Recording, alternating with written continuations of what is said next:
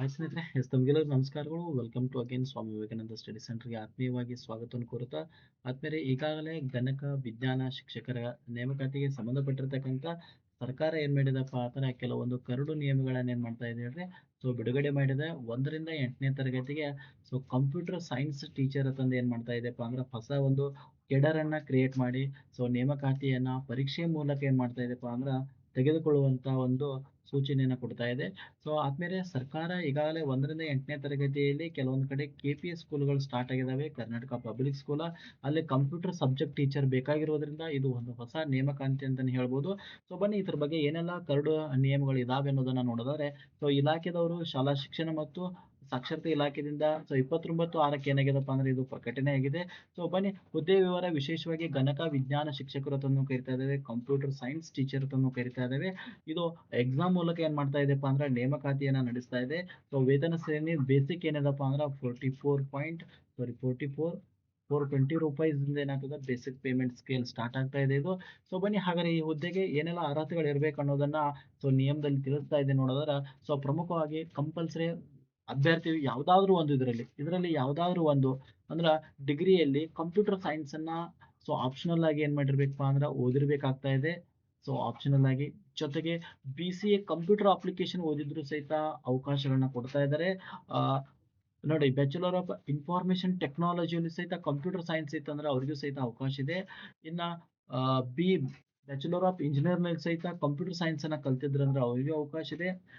BTech ಅನ್ನ CS ಜೊತೆಗೆ ಮುಗಿಸಿದ್ರಂದ್ರೆ ಅವರಿಗೂ. ಇದರಲ್ಲಿ ಯಾವ್ದಾದ್ರು ಒಂದು ಇತ್ತಂದ್ರೆ ಅಂತ ಅಭ್ಯರ್ಥಿಗಳಿಗೆ ಸೊ ಕಂಪ್ಯೂಟರ್ ಸೈನ್ಸ್ ಟೀಚರ್ ಆಗ್ಲಿಕ್ಕೆ ಏನ್ ಮಾಡಲಾಗಿದೆ, ಅವಕಾಶವನ್ನ ಕೊಡ್ತಾ ಇದ್ದಾರೆ ಅನ್ನೋದು ಈ ಕರಡು ನಿಯಮ ನಮಗೆ ಏನ್ ಮಾಡ್ತದೆ, ತಿಳಿಸ್ತಾ ಇದೆ ಅನ್ನೋದನ್ನ ನೋಡ್ತಾ ಇದ್ದೇವೆ.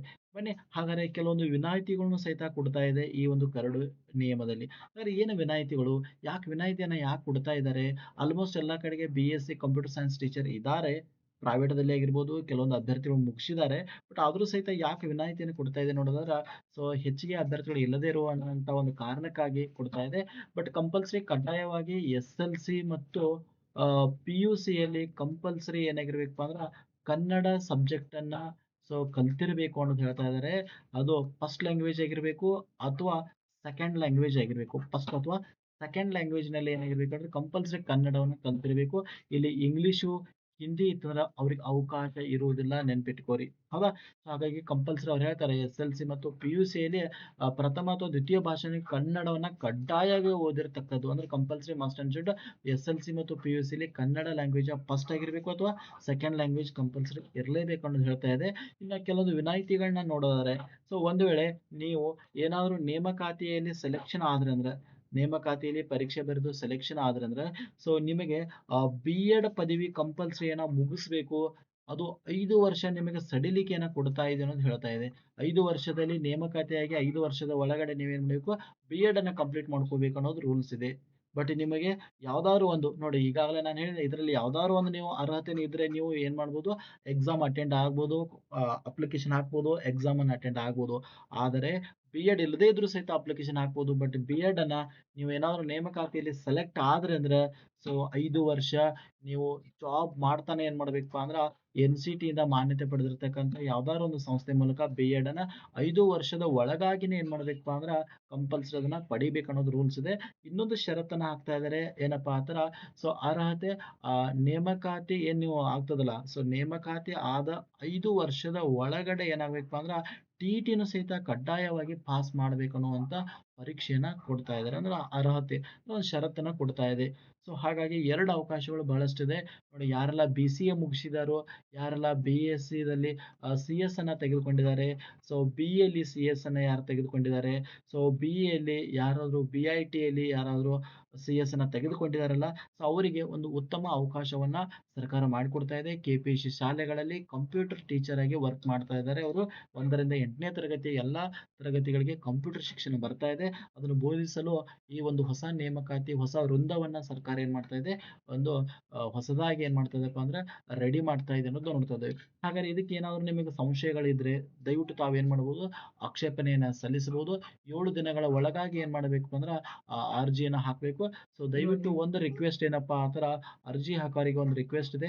ಯಾರೆಲ್ಲ BSc CS ನಲ್ಲಿ ಬಿ.ಎಡ್ ಕಂಪ್ಲೀಟ್ ಮಾಡಿದಿರಲ್ಲ, ಸೊ ನೀವು ಏನು ಮಾಡ್ಬೋದಪ್ಪ ಅಂದ್ರೆ ದಯವಿಟ್ಟು ತಾವೇನು ಮಾಡ್ರಿ, ಒಂದು ಆಕ್ಷೇಪಣೆಯನ್ನ ಹಾಕ್ರಿ. ಯಾಕೆ ಆಕ್ಷೇಪಣೆ ಹಾಕ್ರಿ ಅನ್ನೋದು ಒಂದು ಉದಾಹರಣೆ ಇದೆ. ಸೊ ನಿಮ್ದು ಆಲ್ರೆಡಿ ಬಿ.ಎಡ್ ಆಗಿದೆ, ಜೊತೆಗೆ ನಿಮ್ದು ಆಲ್ರೆಡಿ ಟಿ.ಇ.ಟಿ ಆಗಿದೆ. ಸೊ ಹಾಗಾಗಿ ನೀವೇನಾದ್ರು ಹೆಚ್ಚಿನ ಸಂಖ್ಯೆಯಲ್ಲಿ ಹೆಚ್ಚಿನ ಸಂಖ್ಯೆಯಲ್ಲಿ ಒಂದು ವೇಳೆ ತಾವೇನಾದ್ರೂ ಆಕ್ಷೇಪಣೆಯನ್ನ ಸಲ್ಲಿಸಿದೆ ಆದ್ರೆ, ಏನು ಆಕ್ಷೇಪಣೆ ಅಂದ್ರೆ ಕಂಪಲ್ಸರಿ ಬಿ.ಎಡ್ ಇರಲೇಬೇಕು, ಕಂಪಲ್ಸರಿ ಟಿ.ಇ.ಟಿ ಕ್ಲಿಯರ್ ಆಗಿರಬೇಕು. ಅಂಥವ್ರಿಗೆ ಮಾತ್ರ ತಾವೇನು ಮಾಡಬೇಕು, ಅವಕಾಶವನ್ನ ಕೊಡ್ರಿ ಅಂತಂದು ಏನಾದ್ರು ನೀವು ಸರ್ಕಾರಕ್ಕೆ ವಿನಂತಿಯನ್ನ ಏನಾದ್ರು ಮಾಡಿದ್ದೆ ಆದ್ರೆ, ನಿಮ್ಮ ಸಂಖ್ಯೆ ಏನಾದ್ರು 2,000 ಅಥವಾ 3,000ಕ್ಕಿಂತ ಹೆಚ್ಚಿಗೆ ಏನಾದ್ರು ಅರ್ಜಿಗಳು ಸರ್ಕಾರಕ್ಕೆ ಹೋಗಿದ್ದೆ ಆದ್ರೆ, ಖಂಡಿತ ರೂಲ್ಸ್‌ಗಳು ಬದಲಾವಣೆ ಆಗ್ತಕ್ಕಂಥ ಸಾಧ್ಯತೆ ಇದೆ. ಯಾಕೆ ಸಾಧ್ಯತೆ ಅಂದ್ರೆ, ಸೊ ಈಗಾಗಲೇ ಕಂಪ್ಯೂಟರ್ ಸೈನ್ಸ್ ಸುಮಾರು ಟೀಚರ್ ಆಲ್ರೆಡಿ ನಾವು ನೋಡ್ತಾ ಇದ್ದೇವೆ 800ದಿಂದ 1,000 ತನಕ ಕಾಲ್ ಆಗ್ತಕ್ಕಂಥ ಸಾಧ್ಯತೆಗಳಿದಾವೆ. ಹಾಗಾಗಿ ಅವರಿಗೆ ಮಿನಿಮಮ್ ಕ್ಯಾಂಡಿಡೇಟ್ ಬೇಕಾಗಿರ್ತಾ ಇದೆ. ಹಾಗಾಗಿ ಸರ್ಕಾರಕ್ಕೆ ಅಷ್ಟೊಂದು ಏನೇನಿಲ್ಲ ಐಡಿಯಾ ಇರೋದಿಲ್ಲ. ಎಷ್ಟು ಜನ ಕಂಪ್ಯೂಟರ್ ಸೈನ್ಸು ಬಿ.ಎಡ್ ಮುಗಿಸಿದ್ದಾರೆ, ಟಿ.ಇ.ಟಿ ಕ್ಲಿಯರ್ ಆಗಿದ್ದಾರೆ ಅನ್ನೋದು. ಬಟ್ ಟಿ.ಇ.ಟಿ ಇದ್ರೂ ಇರದೇ ಇದ್ರೂನು ತಲೆ ಕೆಡಿಸ್ಕೋಕ್ ಹೋಗಬೇಡಿ. ಬಿ.ಎಡ್ ಆದವರಿಗೆ ಮಾತ್ರ ಅವಕಾಶ ಕೊಡ್ರಿ. ಸೊ ಇದರಿಂದ ನೀವು ಯಾರೆಲ್ಲ ಬಿ.ಎಸ್ಸಿ, ಸಿ.ಎಸ್ ಜೊತೆಗೆ ಬಿ.ಎಡ್ ಕಂಪ್ಲೀಟ್ ಮಾಡಿದಿರಲ್ಲ, ನಿಮ್ಗೊಂದು ಉತ್ತಮ ಅವಕಾಶ ಸಿಗ್ತಾ ಇದೆ. ಒಂದು ವೇಳೆ ಅರ್ಜಿನ ಹಾಕದೇ ಇದ್ರೆ, ಆಕ್ಷೇಪಣೆಯನ್ನು ಸಲ್ಲಿಸದೇ ಇದ್ರೆ, ಸರ್ಕಾರ ನೇರವಾಗಿ ಎಲ್ಲರಿಗೂ ಅವಕಾಶ ಕೊಟ್ಟಿತ್ತಂದ್ರ ಕಾಂಪಿಟೇಷನ್ ಏನಾಗ್ತದೆ ಹೇಳ್ರಿ, ಹೆಚ್ಚಿಗೆ ಆಗಿ ಬಹಳಷ್ಟು ಏನಾಗ್ತದಪ್ಪ ಅಂದ್ರೆ ಅಭ್ಯರ್ಥಿಗಳಿಗೆ ಅರ್ಜಿ ಸಲ್ಲಿಸಲು ಅವಕಾಶ ಸಿಕ್ಕಂಗಾಗ್ತಾ ಇದೆ. ಹಾಗಾಗಿ ಯಾರೆಲ್ಲ ಬಿ.ಎಸ್ಸಿ, ಸಿ.ಎಸ್ ಮುಗಿಸಿ ಬಿ.ಎಡ್ ಕಂಪ್ಲೀಟ್ ಮಾಡಿದಾರ, ಟಿ.ಇ.ಟಿ ಕಂಪ್ಲೀಟ್ ಮಾಡಿದಾರಲ್ಲ, ಸೊ ಅವ್ರೇನ್ ಮಾಡ್ರಿ ಅಂದ್ರ ದಯವಿಟ್ಟು ಆಕ್ಷೇಪಣೆಯನ್ನ ಸಲ್ಲಿಸ್ರಿ. ಆಕ್ಷೇಪಣೆ ಸಲ್ಲಿಸ್ಬೇಕಾರ ಸ್ಪೀಡ್ ಪೋಸ್ಟ್‌ಗಳ ಮೂಲಕ ಕಳಿಸ್ರಿ ದಯವಿಟ್ಟು. ಬೇಗನೆ ಹೋಗ್ತಾ ಇದೆ. ಸ್ಪೀಡ್ ಪೋಸ್ಟ್ ಮೂಲಕ ಸರ್ಕಾರ ಅಪರ ಮುಖ್ಯ ಕಾರ್ಯದರ್ಶಿಯು, ಶಾಲಾ ಶಿಕ್ಷಣ ಸಾಕ್ಷರತಾ ಇಲಾಖೆ, 6ನೇ ಮಹಡಿ, ಬಹುಮಹಡಿಗಳ ಕಟ್ಟಡ, ಬಿ.ಆರ್. ಅಂಬೇಡ್ಕರ್ ವೀಧಿ, ಬೆಂಗಳೂರು. ಈ ಒಂದು ಅಡ್ರೆಸ್‌ಗೆ ಏನ್ ಮಾಡ್ರಿ ಅಂದ್ರೆ ತಾವೇನ್ ಮಾಡ್ರಿ, ಆಕ್ಷೇಪಣೆಯನ್ನ ಸಲ್ಲಿಸ್ರಿ. ಇದರಿಂದ ಏನಾಗ್ತದಪ್ಪಾ ಅಂದ್ರ ನೀವು ಮಾಡ್ತಕ್ಕಂತ ಒಂದು ಪ್ರಯತ್ನಕ್ಕೆ ಫಲ ಸಿಕ್ಕರು ಸಿಗಬಹುದು. ಸೊ ಹಾಗಾಗಿ ಮಿಸ್ ಮಾಡ್ಕೋಕ್ ಹೋಗಬೇಡಿ. ಒಂದು ಒಳ್ಳೆ ಅಪಾರ್ಚುನಿಟಿಯನ್ನ ಸರ್ಕಾರ ಕೊಡ್ತಾ ಇದೆ.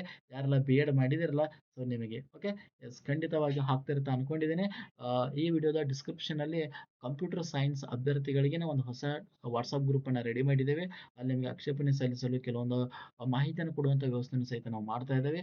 ದಯವಿಟ್ಟು ಆ ವಾಟ್ಸಾಪ್ ಗ್ರೂಪ್‌ಗೆ ಜಾಯಿನ್ ಆಗಿ. ಯಾರೆಲ್ಲ ಬಿ.ಎಸ್ಸಿ, ಸಿ.ಎಸ್, ಬಿ.ಎಡ್ ಕಂಪ್ಲೀಟ್ ಮಾಡಿದಾರೆ ಎಲ್ಲರನ್ನೂ ಸೇರಿಸಿ ದಯವಿಟ್ಟು ಹೇಳ್ತಾ, ಸೊ ಆಕ್ಷೇಪಣೆಯನ್ನು ಸಲ್ಲಿಸಿ ಸರ್ಕಾರಕ್ಕೆ ಕೆಲವೊಂದು ಆಕ್ಷೇಪಣೆ ಸಲ್ಲಿಸೋದ್ರ ಮೂಲಕ ಏನಾದರೂ ಬದಲಾವಣೆ ತರುವಂಥ ಸಾಧ್ಯತೆಗಳು ಇದ್ದೇ ಇರ್ತಾ ಇದೆ, ಅವಕಾಶಗಳು ಇದ್ದೇ ಇರ್ತಾ ಇದ್ದಾವೆ. ಹಾಗಾಗಿ ತಾವೆಲ್ಲರೂ ದಯವಿಟ್ಟು ಆಕ್ಷೇಪಣೆಗಳನ್ನ ಸಲ್ಲಿಸಿ, ಸೊ ಕರಡು ನಿಯಮದಲ್ಲಿ ಬದಲಾವಣೆ ತರಲು ಸಹಕರಿಸಿ ಅಂತ ಹೇಳ್ತಾ, ಎಲ್ಲರಿಗೂ ಒಳ್ಳೆಯದಾಗಲಿ. ಶುಭ ದಿನ. Thank you one and all.